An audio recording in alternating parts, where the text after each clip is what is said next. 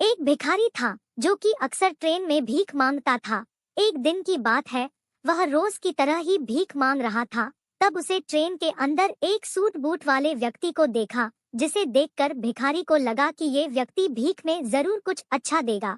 उसके बाद वह उस व्यक्ति के पास चला गया और भीख मांगने लगा।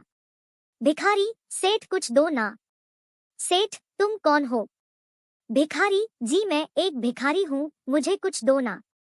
सेठ ने भिखारी से कहा, अगर मैं तुम्हें भीख दूंगा तो बदले में तुम मुझे क्या दोगे? भिखारी कुछ समझ नहीं आया और सेठ से कहने लगा कि सेठ मैं तो भिखारी हूँ, मैं भला आपको क्या दे सकता हूँ? सेठ ने कहा, भाई मैं तो व्यापारी हूँ, मैं तब तक किसी को कुछ नहीं देता तब तक उसके बदले मुझे कुछ ना मिले। उसके बाद सेठ का स्टेशन आ गया और वह उतर गया, लेकिन उसकी कही बातों से भिखारी सोच में पड़ गया और सोचने लगा कि क्या इसीलिए उसे कम भीख मिलती है क्योंकि वह भीख के बदले लोगों को कुछ दे नहीं पाया। लेकिन मैं तो भिखारी हूँ, मैं आखिर किसी को क्या दे सकता हूँ? भिखारी यही बात सोच सोच कर बहुत परेशान था। तभी उसने देखा कि उसके आप पास काफी अंदर फूल लगे हुए हैं। उसे आइडिया कि क्यों ना भीख के बदले लोगों को फूल दिए जाए। अगले दिन से भिखारी ने भीख के बदले लोगों को फूल देना शुरू कर दिया, जिससे खुश होकर भिखारी को भीख में काफी इजाफा होने लगा। एक दिन उसे फिर से वही सेठ ट्रेन में दिखाई दिया और वह उस सेठ के पास गया और सेठ से कहा कि सेठ, आज मेरे पास आपको देने के लिए कुछ है। तो उसने सेठ को कुछ सुंदर फूल दिए। सेठ वो बहुत पसंद आए, जिससे खुश होकर सेठ ने भिखारी को कुछ पैसे दिए और कहा कि अब तुम मेरी तरह व्यापारी बन गए हो। ऐसा कहकर सेठ अपने स्टेशन पर उतर गया। लेकिन सेठ की कही बातों को भिखारी समझ नहीं पा रहा था। एक बार फिर भिखारी के दिमाग में बहुत सारे सवाल दौड़ने लग गए थे। उसके बाद वह भिखारी स्टेशन पर कभी दिखाई नहीं दिया। काफी दिन बीत गए। तकरीबन एक साल के बाद दो व्यक्ति सूट बूट में आमने सामने बैठे हुए थे। तब एक ने दूसरे से कहा कि साहब, आपने मुझे पहचाना?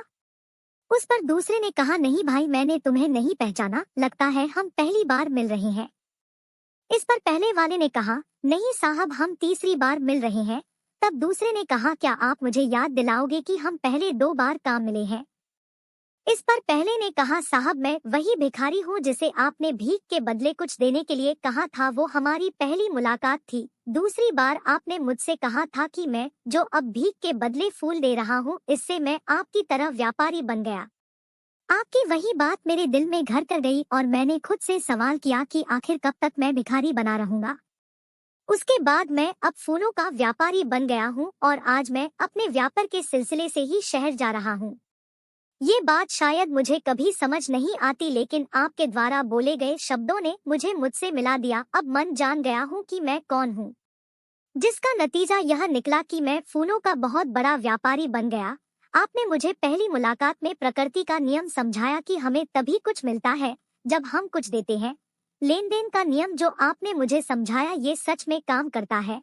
लेकिन उसके बाद भी मैं खुद को हमेशा भिखारी ही समझता रहता। अगर आपने मुझे दूसरी मुलाकात में मुझे यह एहसास नहीं करवाया होता कि मैं एक व्यापारी हूँ। मोरल अब बस समझ की बात है। इस भिखारी ने जब तक खुद को भिखारी समझा, वो भिखारी ही बना रहा, और जब उसने खुद को व्यापारी मान लिया, वह व्यापारी बन गया।